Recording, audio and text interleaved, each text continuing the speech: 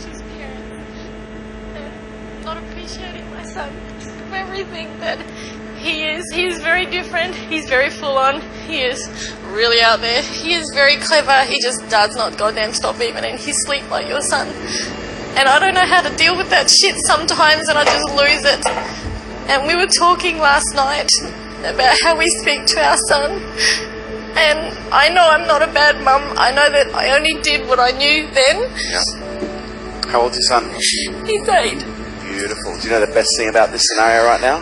What? Do you know when a child's brain becomes fully developed? When they're about 10? No, 28. Oh, 20, oh thank God, I can fix it. Yeah, you can. But here's what we need to understand as parents.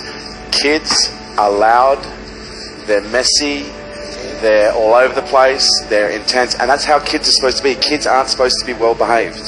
They're supposed to basically come into this world and flail their arms and find out where the boundaries are. That's what kids do.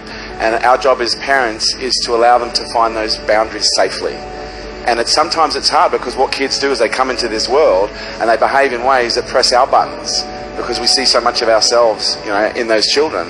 What our kids need more than anything else is they need to learn how to regulate. Most of you who don't know how to regulate is because your parents never demonstrated it to you.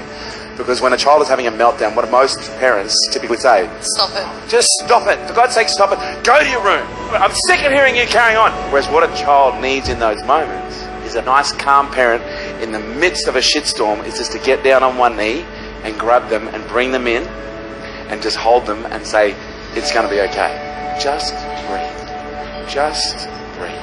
A child can feel the quality of your presence. And if you're just being with a child, but you're not present with a child, they will literally behave in all sorts of abstract ways because all they want is to feel your presence. Because every time you get pissed off, they may not get the form of presence that they want, but they get the energy. They get the connection. It might be a fit of rage, it creates more pain, but there's a part of them that goes, finally, I'm connected. We need to understand when a child is upset, they just need to be shown how to regulate. And you've got another 20 years to work it out. And he'll push every button on the way, don't you worry. He goes, I'll keep pushing you, Mum. And I went, oh, fine. Yeah? But that's their job. Their job is to make us strong, okay? Their job is to teach us.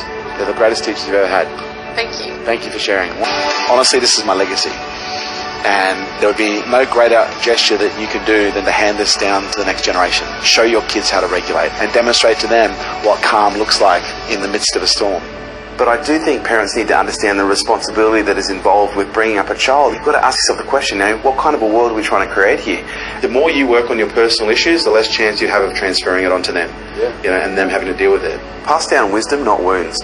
The greatest opportunity our kids have is by learning through the best example that we can give them. Our species really is dependent right now on a new generation of thought leaders coming through who are healthy, who are happy, who are balanced, who can look at things in a more conscious way and make better decisions than some of the decisions we're making right now collectively. I look at my business, I look at everything else, and he's my greatest legacy. I don't see myself leaving behind money. I'm leaving behind this incredible human being that if I condition, support, train and coach properly, he's going to be able to create and affect 10 times the change that I have in my lifetime.